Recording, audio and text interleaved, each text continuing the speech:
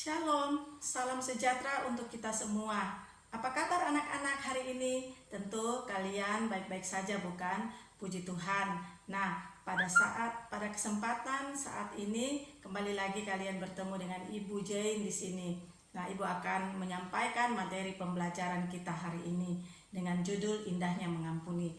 Pelajaran Indahnya Mengampuni ini adalah pelajaran kelas 7 SMP semester 1. Baiklah, di akhir pembelajaran ini maka ada 3 hal yang harus kalian capai, yaitu pertama, kalian dapat mengetahui arti mengampuni. Yang kedua, yaitu kalian dapat menjelaskan mengapa orang sulit untuk mengampuni. Dan yang ketiga adalah apa dampak ketika orang tidak bisa mengampuni. Nah, baiklah anak-anakku sekalian, untuk mengawali materi Ibu pada saat ini, Ibu akan memperlihatkan gambar ya. Ini adalah gambar seorang ya, mungkin di antara kalian pernah lihat. Nah, apa hubungannya orang ini, tokoh ini dengan materi kita hari ini? Ya, siapa yang tahu? Kalau ada yang tahu, nah betul ya, dia adalah Nelson Mandela. Nah, apa hubungannya ya dengan pengampunan? Nah, kita belajar ya dari Bapak Nelson Mandela ini. Nah, Ibu akan ceritakan sedikit tentang Bapak Nelson Mandela ini ya. Dia 27 tahun di penjara ya oleh lawan politiknya, dan selama dia di penjara dia diperlakukan tidak baik oleh sipir penjara ya. Pernah dia digantung terbalik ya, kepala di bawah kaki di atas, kemudian dia dikencingi.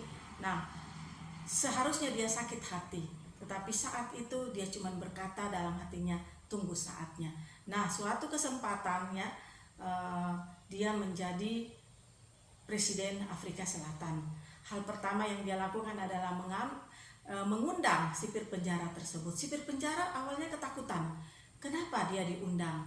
Mungkin Bapak Nelson Mandela akan membalas dendam. Tetapi apa yang terjadi? Ketika dia datang, Bapak Nelson Mandela merangkul dia, kemudian berkata, hal pertama yang bisa saya lakukan ketika saya menjadi presiden adalah memaafkan dirimu. Sungguh indah, bukan? Nah, sekarang Ibu mau tanya kepada kalian, apabila kalian menjadi Bapak Nelson Mandela, di posisi Bapak Nelson Mandela, tentulah yang ada di dalam hati kalian itu sakit hati dan sulit untuk mengampuni. Tetapi kita belajar dari Bapak Nelson Mandela.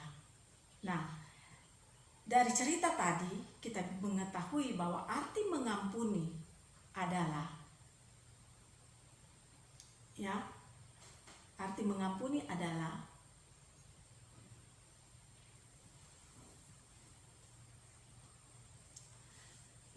arti mengampuni adalah kita memaafkan seseorang tanpa kita mengungkit-ungkit apa yang sudah dia lakukan.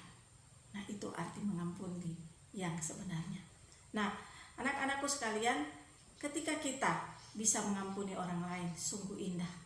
Tetapi bagaimana dengan orang yang sulit mengampuni? Apa yang menyebabkan orang sulit mengampuni? Seperti Bapak Nelson Mandela, dengan begitu sakit hati, mungkin ya, kalau seperti orang lain yang merasakan mungkin sakit hati, harusnya dia sulit untuk mengampuni, tetapi dia bisa melepas pengampunan. Nah, mengapa orang sulit mengampuni?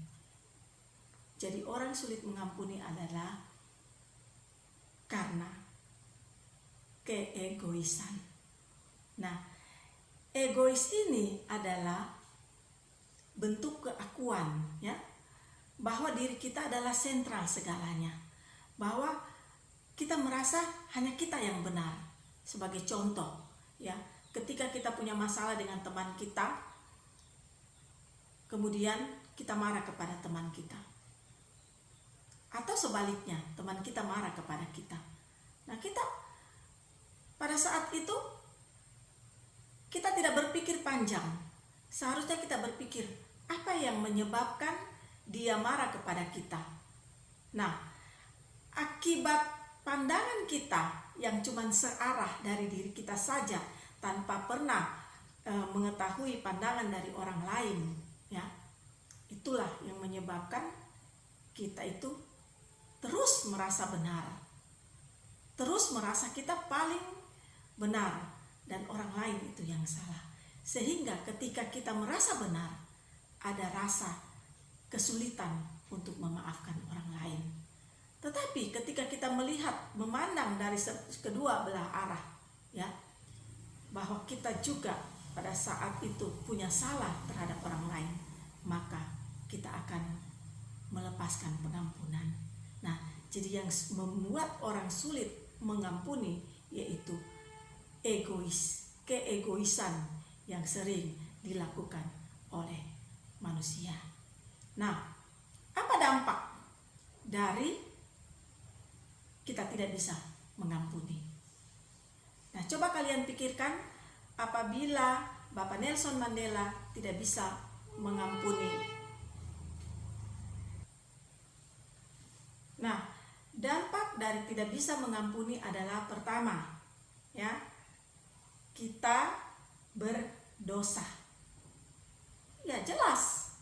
Kalau kita benci kepada orang lain, kalau kita marah kepada orang lain, dan kita tidak bisa memaafkan orang lain tersebut, ada hal-hal yang mengganjal di dalam hati kita, sehingga itu membuat kita berdosa.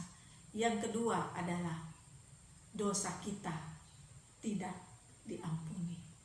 Ya, kita boleh baca di Matius 6 ayat 14 sampai 15. Nah, kalau dosa kita sudah tidak bisa diampuni, maka begitu ruginya kita.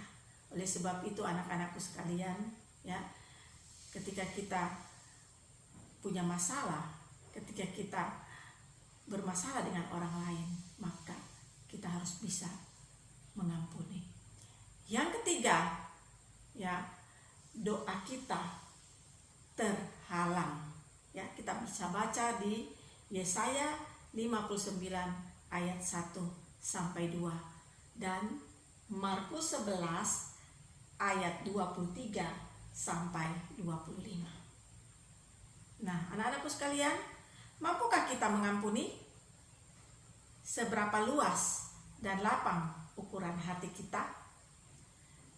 Ya, dalam sebuah buku tentang pengampunan dikatakan, memaafkan memang tidak bisa mengubah yang sudah terjadi di masa lalu, namun akan melampaukan jalan kita ke masa depan.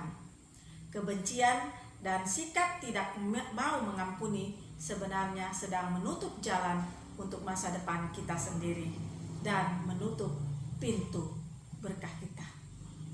Nah, anak-anakku sekalian, pengampunan adalah untuk diri kita dan untuk orang lain. Nah, demikian materi indahnya mengampuni pada saat ini. Biarlah ketika anak-anak sekalian menyimak, maka anak-anak sekalian bisa mengerti apa yang Ibu sampaikan. Terima kasih atas perhatiannya, dan di masa pandemi ini kita terapkan 3M, yaitu mencuci tangan, memakai masker, dan menjaga jarak. Shalom.